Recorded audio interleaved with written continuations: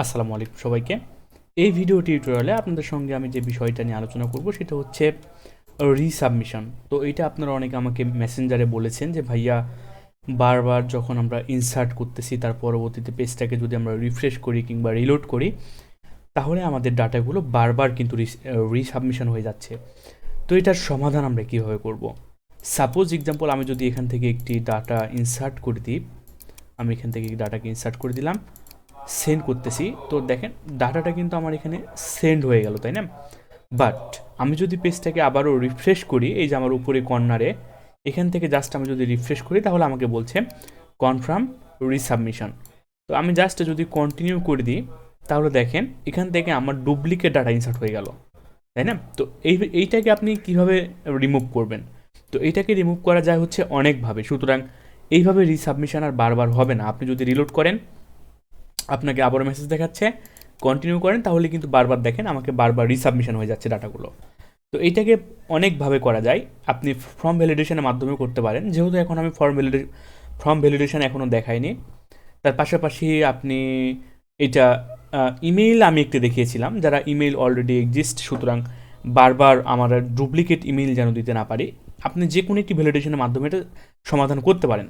তো আপনি যদি বিগিনার হয়ে থাকেন, সব থেকে সহজ একটি উপায় আমি আপনাদেরকে দেখিয়ে দিচ্ছি, যেন এই যে বারবার আমাদের রিসাবমিটটা যেন না হয়। তো পরবর্তীতে যখন আমরা ফর্ম ভ্যালিডেশন নিয়ে কাজ করব তখন অবশ্যই আমরা এসব নিয়েও কাজগুলো করব। ওকে, তো লক্ষ্য করে দেখেন, জাস্ট আমি আপনাদেরকে দেখিয়ে দিই। এখান থেকে একটা জিনিস লক্ষ্য করে দেখেন, এই পর্যন্ত কিন্তু আমাদের বাটনের ব্লক, তাই না? তো এটা হচ্ছে আমাদের সেন্ড বাটন। তার পাশাপাশি আমাদের এখান থেকে নেম, ইমেল, ফোন, ডিপার্টমেন্ট এইগুলোকে আমরা ধরেছিলাম। আর এখান থেকে আমরা ইনসার্ট করেছিলাম, এইখান থেকে এসে আমরা জাস্ট ইনসার্টের কুইরিটাকে এক্সিকিউট করেছি, পারফেক্ট। বাট এখন আমরা চাচ্ছি এই ব্লকের ভিতরে এখানে আমাদের যে হেডার নামে যে একটি মেথড যেটা রয়েছে, সেই হেডার মেথডকে জাস্ট আমরা বলে দেবো কি লোকেশন।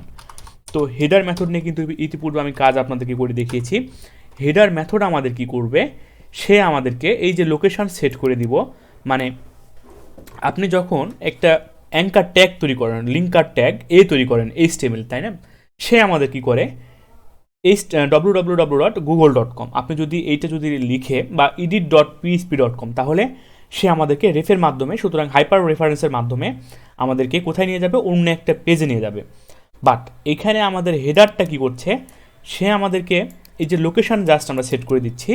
তো আমাদের এই ইনসার্ট হওয়ার পর আমরা কোন পেজে যেতে চাচ্ছি, তো সেটা জাস্ট আমাদেরকে এখানে বলে দিতে হবে।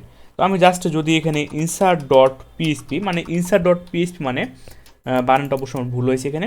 তো insert.php মানে কিন্তু আমার এই insert.php পেজই। ওকে, তো সুতরাং আমি এই পেজে থাকতে চাচ্ছি, আমি এই পেজে ইনসার্ট করে আমি এই পেজে থাকতে যাচ্ছি।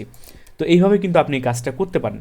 তো লোকেশন আমার কি করবে, লোকেশনটা হচ্ছে আমার সেট করে দিবে, মানে হেডার যে মেথডটি রয়েছে php+mysql এর, সে আমাদেরকে লোকেশন সেট করে দেয় আমরা কোন পেজে ঘটনাটা ঘটাতে যাচ্ছি বা আমরা কোন পেজে যেতে যাচ্ছি, লাইক HTML এর আমাদের হাইপার রেফারেন্স ট্যাগের মতো। ওকে, তো ঠিক এই কাজটা আমাদের করবে। তো সে কিন্তু আমাদের দ্রুত কাজ করবে, সেই ট্যাগের থেকেও কিন্তু এটা আমাদেরকে দ্রুত কাজ করবে।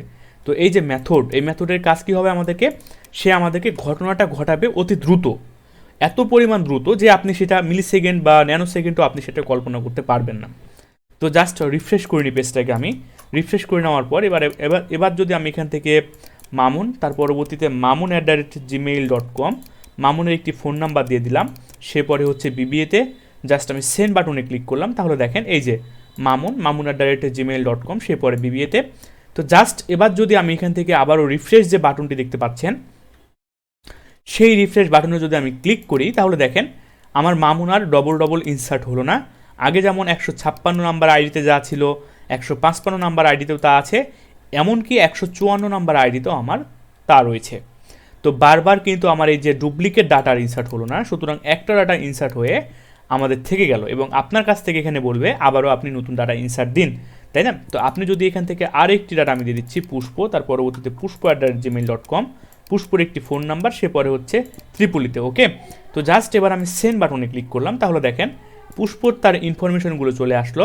এবার যদি আমি রাইট বাটন ক্লিক করে পেজটাকে রিলোড করি তাহলে দেখেন পুষ্প এবার আমাদের একটাই থাকলো।